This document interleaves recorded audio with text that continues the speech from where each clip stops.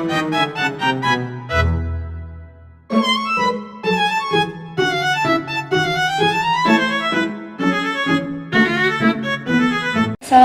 warahmatullahi wabarakatuh. Saya Cikasis Indiani dari 10 Akuntansi 3. Di sini saya akan membacakan materi PPKN tentang lembaga-lembaga negara menurut UUD NRI tahun 1945. Makna UUD Negara Republik Indonesia tahun 1945 sebagai hukum dasar. UUD 1945 merupakan hukum dasar tertulis dan tertinggi, serta merupakan puncak dari seluruh peraturan perundang-undangan. 4 hal penting yang diatur dalam Undang-Undang Dasar. 1. Prinsip kedaulatan rakyat dan negara hukum. 2. Pembatasan kekuasaan organ-organ negara. 3. Mengatur hubungan antar lembaga-lembaga negara. 4. Mengatur hubungan kekuasaan antar lembaga-lembaga negara dengan warga negara. Sejarah perjalanan Undang-Undang Dasar di Indonesia. 1.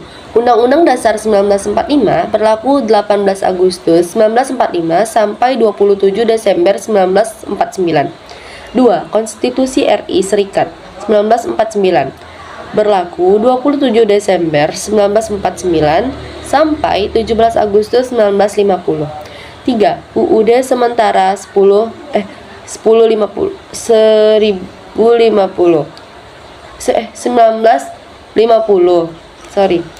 berlaku 17 Agustus 1950 sampai 5 Juli 1959.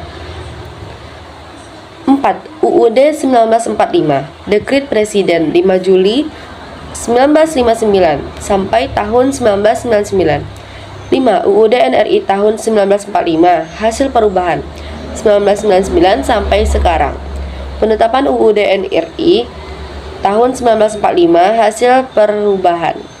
1. Perubahan pertama tahun 1999 diterapkan pada 19 Oktober 1999 pada sidang umum MPR 14 sampai 21 Oktober 1999.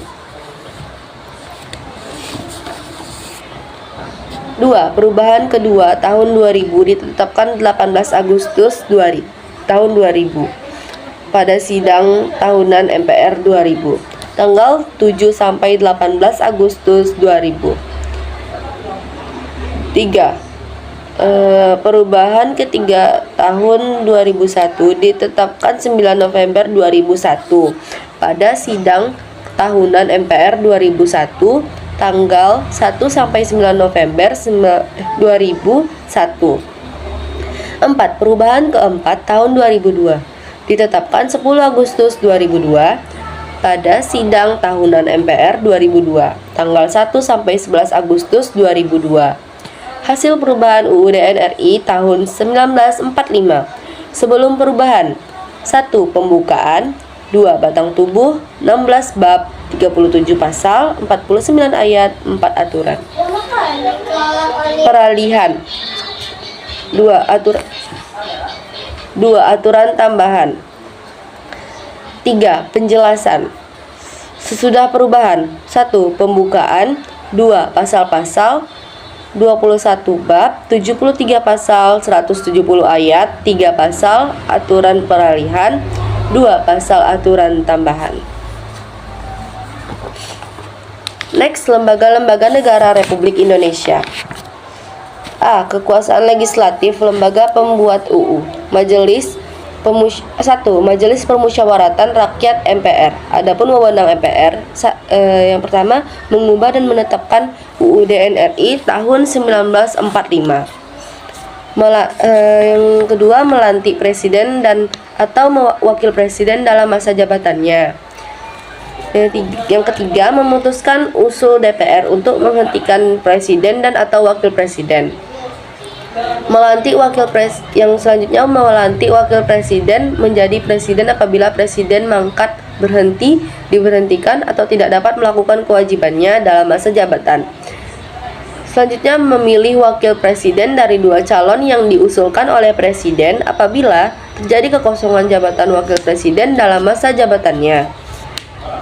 Selanjutnya, memilih presiden dan wakil presiden apabila keduanya mangkat, berhenti, diberhentikan, atau tidak dapat melakukan kewajibannya dalam masa jabatannya secara bersama dari dua pasangan calon presiden dan wakil presiden yang diusulkan oleh partai politik atau gabungan partai politik yang pasangan calon presiden yang wakil presidennya meraih suara terbanyak pertama dan kedua dalam pemilihan umum sebelumnya sampai berakhir masa jabatannya.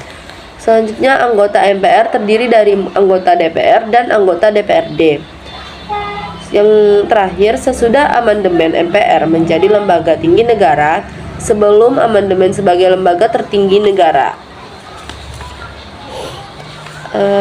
Yang kedua,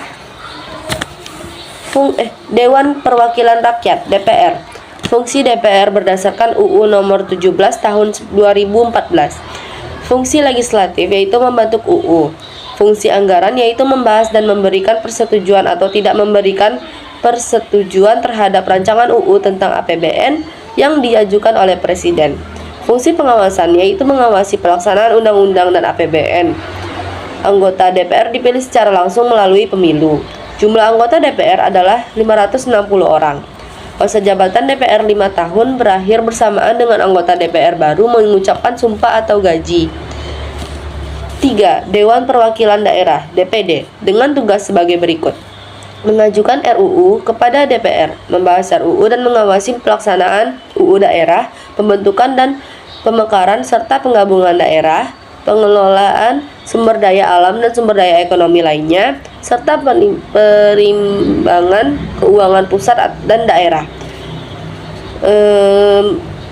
Selanjutnya, memberikan pertimbangan kepada DPR atas rancangan UU APBN serta rancangan UU yang berkaitan dengan pajak, pendidikan, dan agama.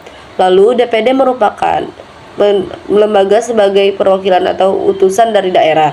DPD merupakan penyalur aspirasi keragaman daerah.